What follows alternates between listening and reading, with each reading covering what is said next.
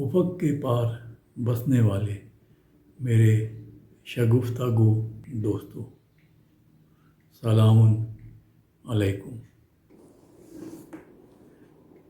آج ہفتہ ہے 8 جنوری، نئے سال کا پہلا مناظرہ۔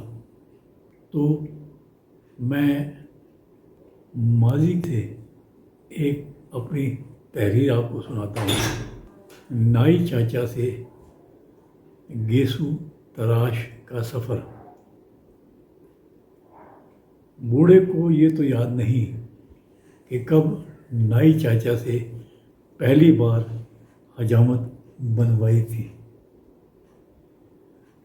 لیکن بھائیوں کی چڑیا اڑتے ضرور دیکھی، اور یہ بھی اس کے تجربے میں آیا کہ انسان کا ہر بچہ بالوں سمیت اسپتال سے ماں کی گود میں آتا ہے، جس کے لیے اسپتال کے رجسٹر میں پہلے درج کروانا لازمی ہے، اور پھر یہ اسپتال والوں کی مرضی ہے کہ وہ ماں کی گود میں لڑکا لڑکا دیں یا لڑکی۔ نومولود کے آتے ہی مبارکباد اور مٹھائیوں کا دور چلتا ہے۔ نائی چاچا آتا ہے اور بلا تخصیص لڑکا ہے یا لڑکی اپنے استرے سے سر کو ایسا چمکاتا ہے جیسے شیشہ۔ اس کے بعد نائی چاچا کی ذمہ داری ہوتی ہے کہ وہ ہر جمعرات کو 7 ہفتوں تک اس شیشے کو اپنے استرے سے پالش کرے اور بچوں کو مجبور کرے کہ وہ انگلی کی پشت سے نومولود کے سر پر کوے کی طرح ٹھونگا لگا کر اس کی مضبوطی چیک کریں۔ بوڑھا بھی نائی چاچے کے استرے کا کئی دفعہ شکار ہوا، اور وہ بھی فوجی نائی چاچا۔ بوڑھے کے افق کے پار بسنے والوں میرے پیارے شگفتگو دوستو، یہ نہ سمجھتا کہ سروں کی حجامت بوڑھے کے والد کے بھائیوں کا پیشہ ہے۔ بوڑھے کے بچپن میں گھر کے دروازے سے بیٹھک میں داخل ہونے والا ہر مرد چاچا کا لقب پاتا، اور والدہ ماجدہ کے پاس آنے والی ہر عورت خالہ کا، اور ہر لڑکی آپا، خواہ بڑی بہن کی کلاس فیلو ہو یا بوڑھے کی۔ لڑکیوں کو نام لے کر بلانا اتنا ہی مایوس سمجھا جاتا تھا جتنا اپنی بہنوں کو اس کے اصل نام سے پکارنا،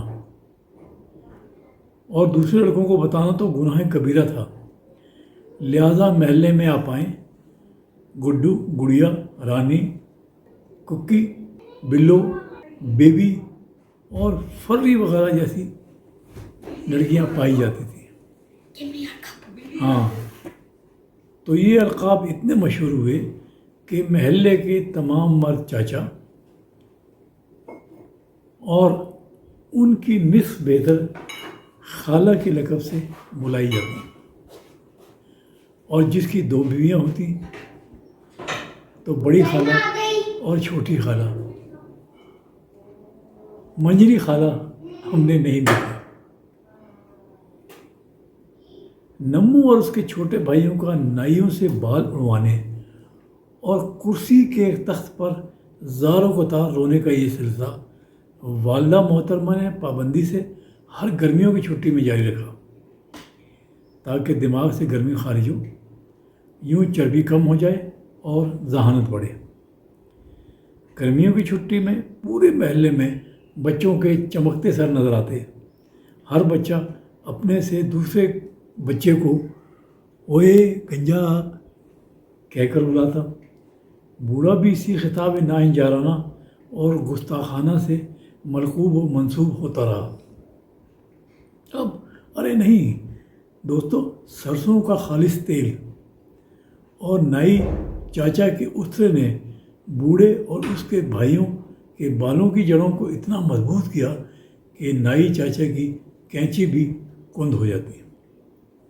لیکن ظلم یہ کہ سرسوں کا خالص تیل بازار کی ہٹی میں چلنے والے تیلی سے ٹین کی بنی ہوئی ایک مخصوص بوتل میں منگوایا جاتا، جس سے سر کی چمک کئی گنا بڑھ جاتی.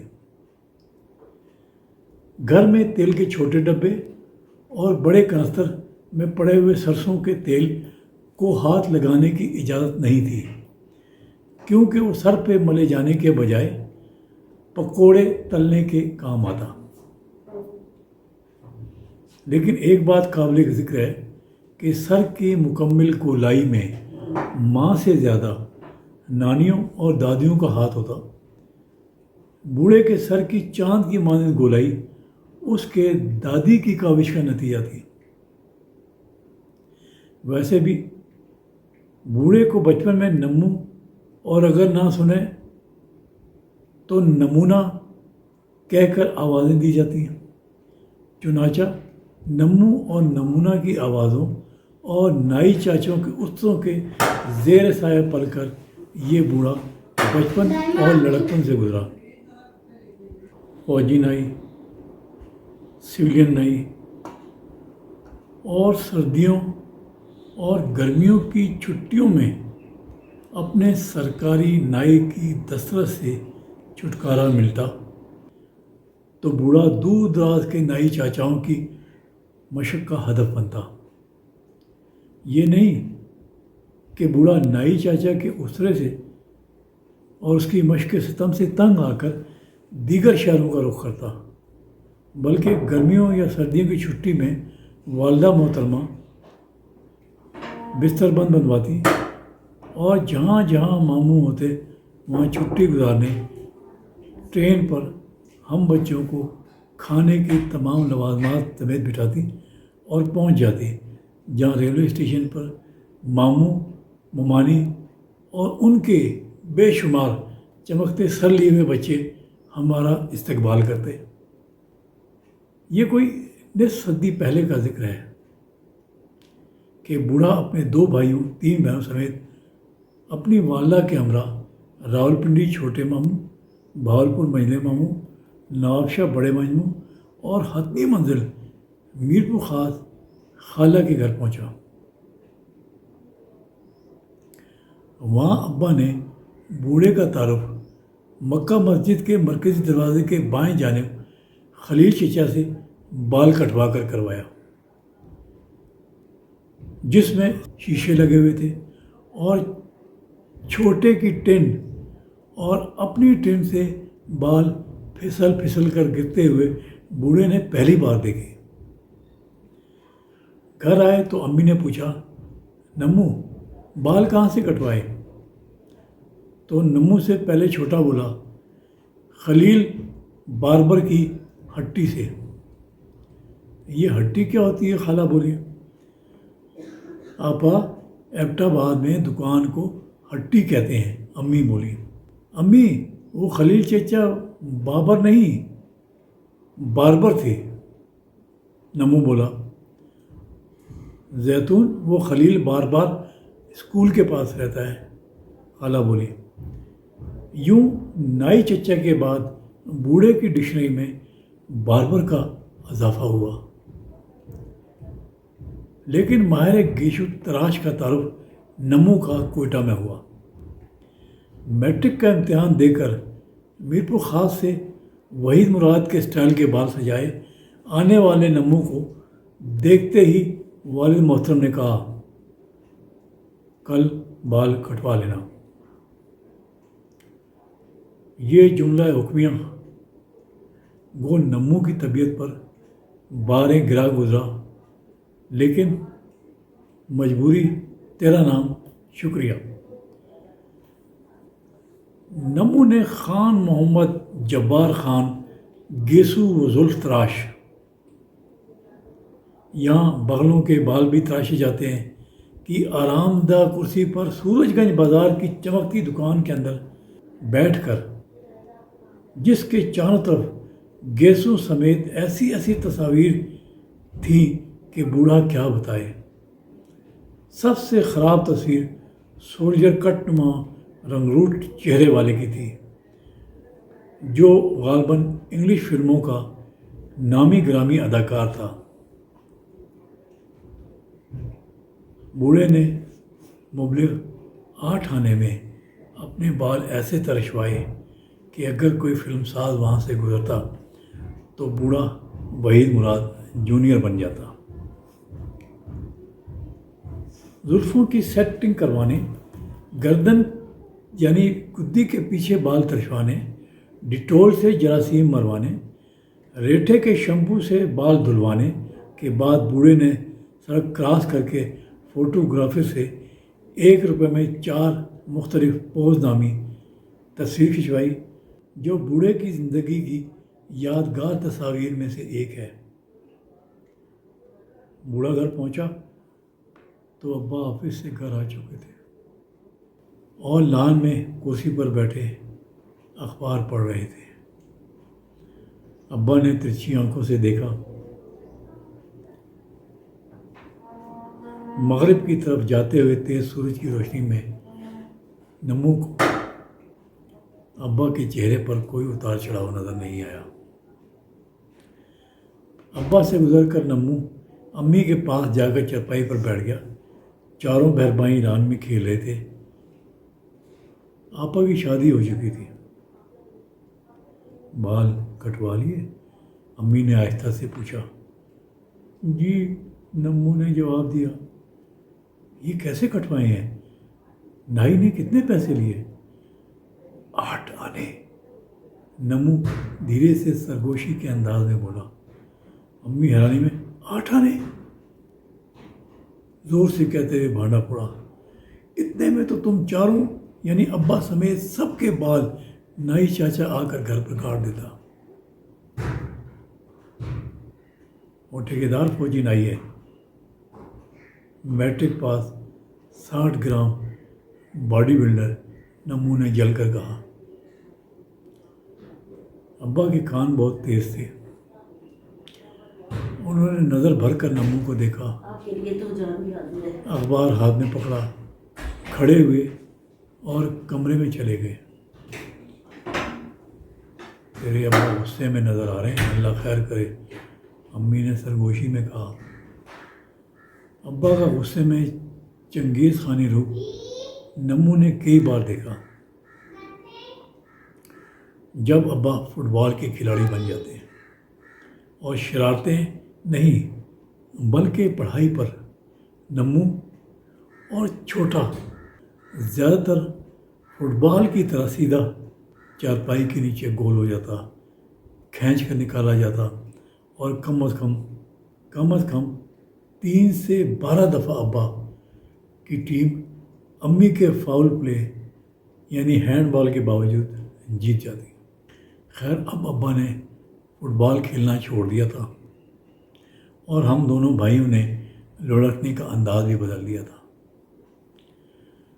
بوڑھا تو مار کھاتا رہتا، جو زوردار تارے نچاتے تھپڑوں کی صورت میں ہوتے ہیں، اور چھوٹا پہلا تھپڑ کھاتے ہی سارا محلہ سر پر اٹھا لیتا کہ پڑوسی سمجھتے شاید نظام الدین عابد نے اسوہ ابراہیمی پر چلتے ہوئے بیٹے کی قربانی پر قائل ہو چکے ہیں اور پل صراط سے گزرنے کا ٹھیک انتظام کرنے والے ہیں کہ پڑوس کے لان سے خالد پرویز کے ابا چودھری محمد علی کی آواز، جو اکاؤنٹنٹ تھے اور ابا کی یونٹ کا کئی بار آڈٹ کر چکے تھے، آتی، صوبیدار صاحب کینوں چھڑ دے ہو، حالے عید 6 ماہ پے نے۔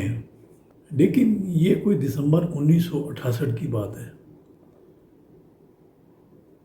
ہم سب بہن بھائیوں کے میرپورخاص شفٹ ہونے اور ابا کے کوئٹہ میں رہنے کی وجہ سے پنجابی فلموں کے یہ سین بوڑھے نے کم ہی دیکھے۔ نمو نے سوچا شاید میٹرک پاس لڑکپن سے جوانی میں جاتے بیٹے کی حرکت معاشیانہ گستاخانہ ابا نے قابل سزا نہ سمجھی ہو۔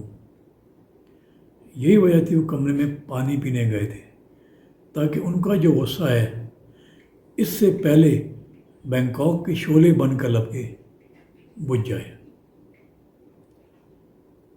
واپس آ کر ابا دوبارہ کرسی پر بیٹھ گئے اور اخبار پڑھنے لگے، اور جناب افق کے پار رہنے والے شگفتہ گو کے دوستوں، غضب ہو گیا۔ نمو سر جھکائے بیٹھا تھا کہ نمو کے بائیں کان پر پھٹنے والا آتش فشانی دھماکہ ابا کا تھپڑ تھا، جو سیدھے ہاتھ سے نمو کے بائیں کان پر پڑا۔ وہ اپنے دائیں طرف چارپائی پر گرا۔ چارپائی پر گرتے گرتے نمو نے آنکھوں میں چمکتے ہوئے تاروں کی روشنی میں اخبار کی طرف دیکھا۔ وہ جنگ اخبار کا 5واں صفحہ تھا، جس پر فلمی اشتہار چھپے ہوئے تھے اور ایک دھاڑ سنائی دی: نالائق خبیث فوجی کا بیٹا ناچنے اور گانے والوں کا روپ دھارنے چلا ہے۔ دوسرا تھپڑ بائیں ہاتھ کا دائیں کان پر پڑا۔ نمو امی کی گود میں جا گرا۔ ارے بس کرے نا، جوان بیٹا ہے، کچھ تو خیال کرے، امی منمنائیں۔ ابا واپس کرسی پر جا بیٹھے۔ بس صرف 2 تھپڑ؟ نمو نے ڈبڈبائی آنکھوں سے سوچا۔ سودا مہنگا نہیں، اور سیدھا ہو کر سر جھکا کر بیٹھ گیا۔ یہ تمہارا اسے میر کو خاص اکیلے چھوڑ کر آنے کا انجام ہے۔ ایک تو شیعوں کی مسجد میں جاتا تھا اور دوسرا ہیرو بن کر آیا ہے۔ میں اس خبیث کو ولن بنا دوں گا۔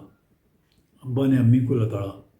سر کنڈوں کے دوسری طرف سے آواز آئی: سردار صاحب، کوئی گل نہیں، اج کل منڈیا نو فلماں دی ہوا لگ پئی ہے۔